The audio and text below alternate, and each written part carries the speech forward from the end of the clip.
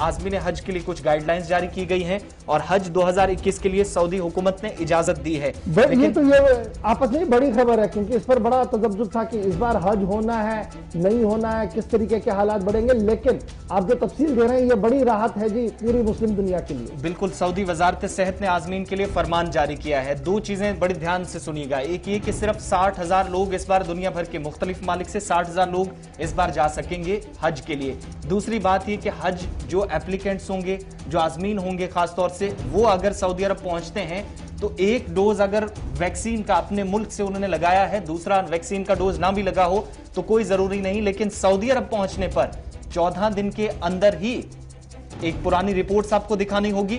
दूसरा यह कि सऊदी अरब पहुंचने पर वहां की जो मंजूर शुदा वैक्सीन है, यानी वहां की हुकूमत की तरफ से सऊदी हुकाम ने जिसे मंजूर शुदा करार दिया है, वो वैक्सीन लगाना लाजमी करार दिया गया है। गाइडलाइंस में क्या किया गया, यके बाद दीगर 2 ट्वीट्स किए गए हैं सऊदी वजारत सेहत की तरफ से और यह जानकारी दी गई है कि इस बार प्रोटोकॉल्स की सिफारिशात पेश कर दी गई हैं, सरकार के सामने रखी गई हैं, जिन पर हतमी फैसला हुआ है। 60,000 तक इस बार जो आज़मीन की तादाद है वो महदूद कर दी गई है। इसके अलावा वजारत सेहत ने यह भी बताया है कि हज दरख्वास्त गुजार इस बात की यकीन दहानी कराएगा कि वो हर किस्म की बीमारियों से पाक है, किसी तरह की उसको कोई परेशानी नहीं है, ये साफ करना होगा जो कोई फॉर्म भरेगा या हज के लिए इस बार जाना चाहेगा। तीसरी बात, अगर किसी को 6 माह में किसी बीमारी के बायस अस्पताल में दाखिल ना होने का, यानी अगर आप 5 से 6 महीने सेहतियाब रहे हैं तो आपको ये बताना होगा। अगर आप मेडिकल कोई सर्टिफिकेट लेकर जा रहे हैं, 5-6 महीने बीमार रहे, अस्पताल के अंदर कहीं दाखिल रहे, तो आपको मेंशन करना होगा, यानी वो चीज छुपाई नहीं जा सकती, क्योंकि वहां पर दोबारा जाकर टेस्ट होंगे। 14 से 15 घंटों के अंदर की जो रिपोर्ट होगी, ताजा रिपोर्ट, वो आपको देनी होगी। यानी एक कंट्री से आप सऊदी अरब पहुंचेंगे तो वो रिपोर्ट जो ताजा तरीन आपके पास होगी कोविड नेगेटिव की, वो आपको देनी होगी।